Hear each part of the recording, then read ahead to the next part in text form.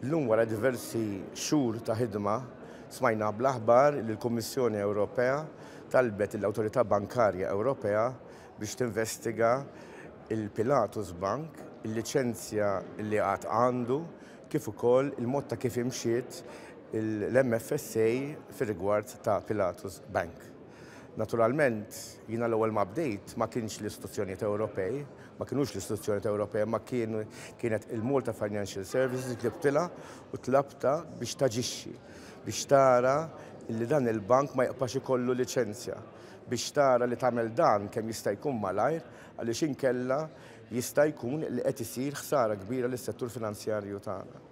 Naturalment illum dak il-ħsara il-nexxilna kemm jista' jkun nillimitawh għaliex jekk issir investigazzjoni kif naħseb li qed issir u ningħataw raġun, allura l-liċenzja minn Pilatus Bank titneħħa. Dan huwa t-tir tagħna, dan huwa t-tir tiegħi. U dan sa nagħmlu biex nassigura illi ma taqpax din l-isħaba kera ħafna fuq pajjiżna, fuq is-settur finanzjarju, fuq eluf kbar ta' impjiegi illi jħaddmu f'pajjiżna is-settur finanzjarju. U allura naħseb illi ma kenniex naslu saw.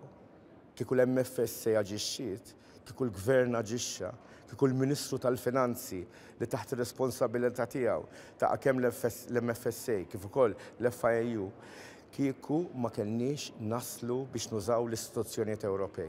Imma aħna qegħdin fl-Unjoni Ewropea u għalhekk dħalna fl-Unjoni Ewropea.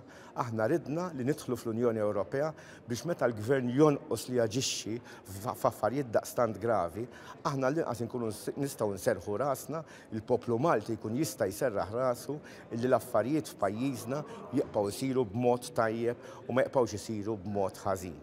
Dan huwa wieħed mill-eżempji illi għandna qudiemna llum. Kellhom ikunu l-istituzzjonijiet Ewropej illi jitfgħu għajnejhom fuq xi ħaġa li qed issir ħażin f'pajjiżna. Nisperaw illi ma jkollniex bżonn iktar fil-futur nieħdu l-istess passi imma jkunu l-istituzzjonijiet Maltin illi jaġixxu b'mod immedjat. Imma kif nafu l-istituzzjonijiet Maltin huma maħtufa mill-Gvern biex jaħbu il-dawk il-ftit kriminali li hemm dawra madwar il-Prim Ministru Joseph Muscat.